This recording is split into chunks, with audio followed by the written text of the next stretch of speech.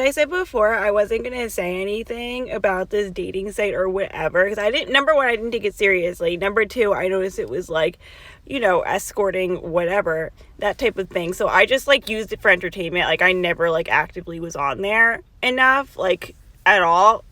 There's only one dude I sort of interacted with, and I'll get to that later. But I want to start off this video because I notice I have a large male following. I want to start off this video by saying that when or if or whatever you decide to indulge in a prostitute, calling her broke, which is what that idiot texted me, that I was like a brokey or whatever. The girls on there, I'm like, dude, the girls on there, for you, this is like a treat. Like you're treating yourself to some fresh 20-year-old meat as a 50, 60-year-old, possibly 70-year-old man. For them, it's a last resort. None of those girls are well off financially. All of those girls are in like a financial pickle, if you will.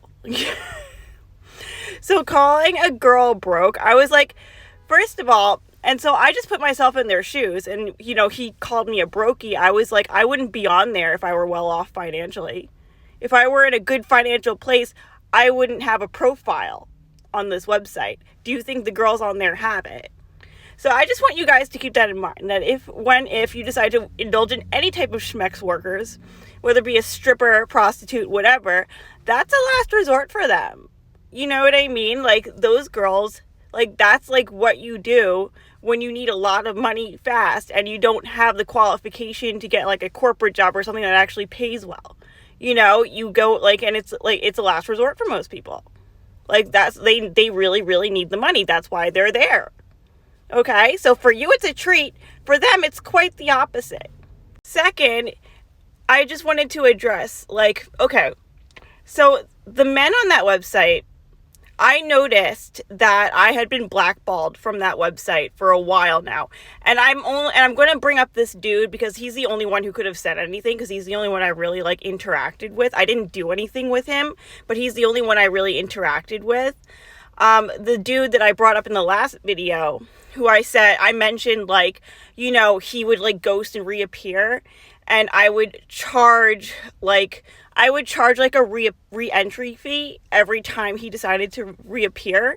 Because I don't try to control people's behavior, especially men. I don't try to control behavior like that. I move around it, or I figure out how to deal with it, or I block you. So I said to him, you could, every time you do that, we would literally be in the middle of planning a date, and he would, ghost. Or he'd be or he'd be he'd set the date up, and then he'd ghost. You know what I mean? He'd do stuff like that constantly, and I was making some money off of it, so I just let him do, I would just let him do his thing. It was totally about the finances for me, but at a point, it did, get on my nerves, and I blocked him. So I would block him in text messages, and then he would, and then he started to just, when he noticed I wasn't responding to his text, he would just send me a PayPal or something like that. So he would kind of bribe his way back in, and I would fall for that. I'm this guy isn't I shouldn't be entertaining this guy at all. So what I ended up doing, I blocked him on Cash App, Venmo, and PayPal. Okay, calling me a scammer. I blocked that man on all three finance transactional on all three platforms. PayPal, Venmo, Cash App, blocked him. Because I did not want his freaking money. Because I did not want, I was so done.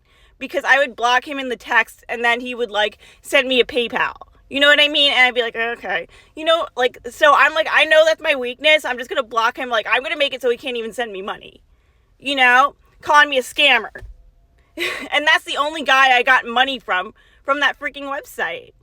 Okay? And there was another guy on there that, I didn't want to go on. I started talking to him, and I didn't want to go on a date with him.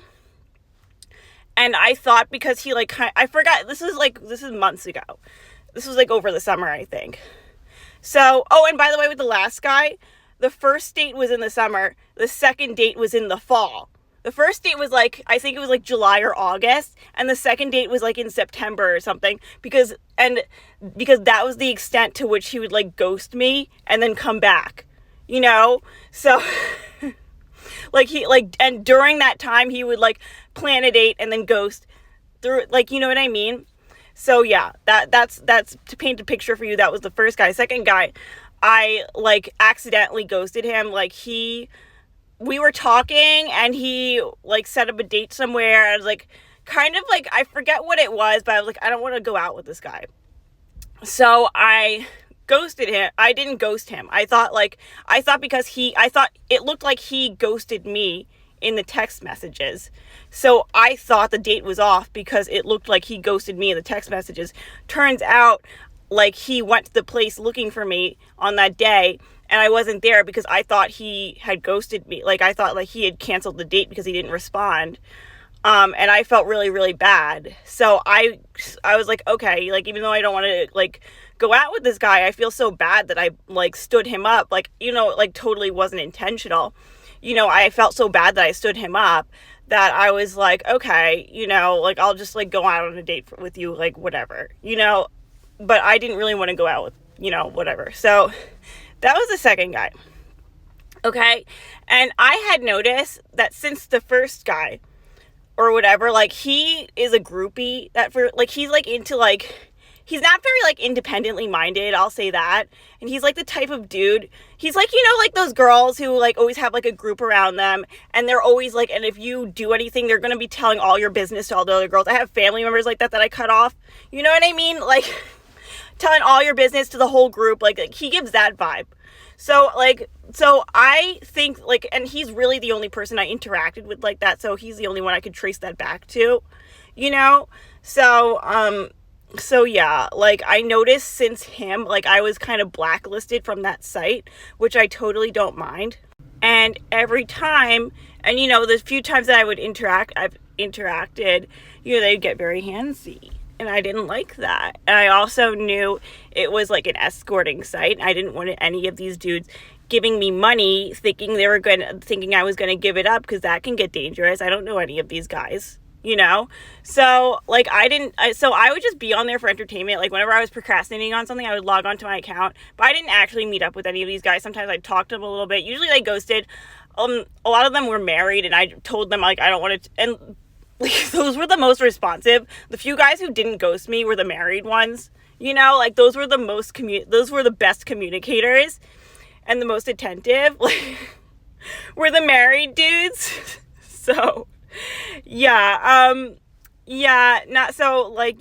I didn't mind. Like, I knew that there was like a rumor going around about me. I can't find the Reddit thread. I don't know if it exists or not. There's definitely something about me that like blacklisted me from those dudes, because like now they're not like reaching out to me at all, and I don't mind that at all. Like, I've noticed this for months before this crazy dude texted me yesterday telling me to jump in front of a train. Because I like what? I hardly even talked to anyone. Most of those guys ghosted me, probably because of that rumor that the first guy spread. You know what I mean? So yeah, like y'all come at me like that, I will spill the beans. Okay? Like, I'm very private. I respect people's privacy. Come to me like that, I will be on here running my mouth. Okay? And don't touch me. Okay? And last thing I wanted to say is that crazy dude who texted me the other day, one of his insults was that I looked like a man. You know where you got that? Off my profile, because I know the vast majority, not all of you, but the majority of you on that website are down low, which is why you go for girls who are like 30 years younger than you. That's actually a symptom of being an undercover gay. Okay? So I do kind of look like a man. So I wrote it on my profile that I look transgender, and he used that to insult me. You can't use something that someone owns up to insult them, and you got the idea to call me that off of my freaking profile. Like, I'm literally the one who wrote it down there that I look like a man, and you're like, oh, you look like a man. You got that off my profile, you idiot.